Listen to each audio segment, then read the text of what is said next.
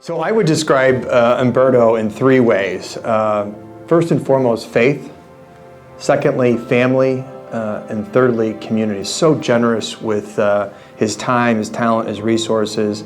I am currently the Executive Director for the Northern Ohio Italian American Foundation, and Umberto serves as the chairman. He has been a member since inception, which was in 1995. The foundation was started by a group of Italian men.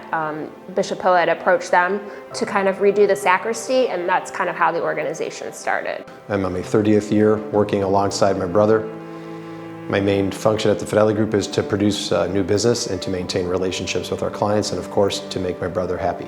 The question really should be, what doesn't he do? My brother is up at 3 or 3:30 a.m. every day, reading, incessantly learning, always striving to get better at everything he does.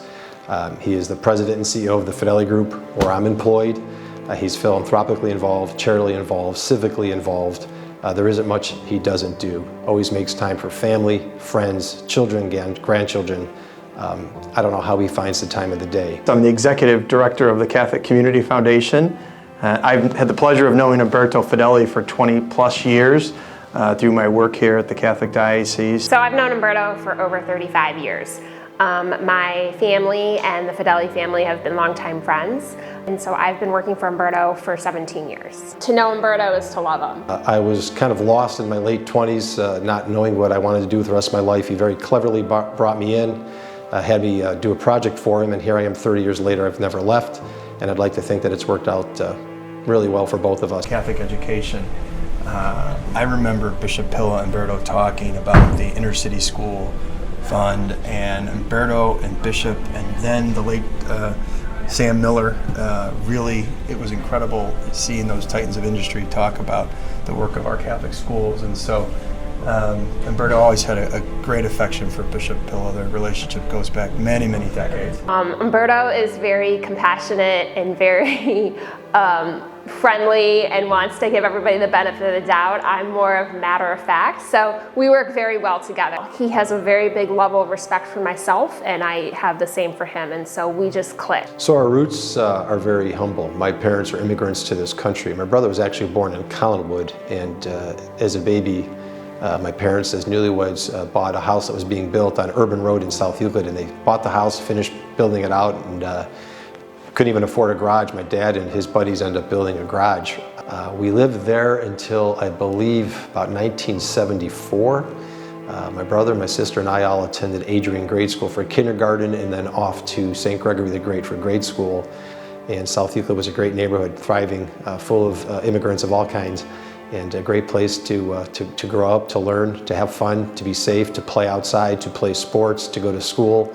It was a wonderful, engaging neighborhood. I still have very fond memories of growing up on Urban Drive. He is an individual with vision, and what I mean by that is he recognizes that in order for this community, whether it be the broader civic community or in the context of the Catholic Church, our churches, parishes, schools, he's deeply committed to Catholic institutions, Catholic schools.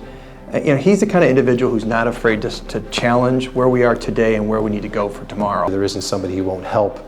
Specifically family members, good friends, even people who aren't perhaps good friends that need help. He's willing to do whatever he can to help them both personally and professionally. Whether he's helping his immediate family or somebody who he's taken on as his family like myself, he just always wants to help you and to make sure that you're doing the best that you can. He's a wonderful leader. I think the fact that he's got compassion. I keep going back to that word because that's what he is. He's got so much compassion, and he always wants to hear you out. He always wants to challenge you. He always wants you to think in another way, and that makes a good leader. He's not always going to state his opinion.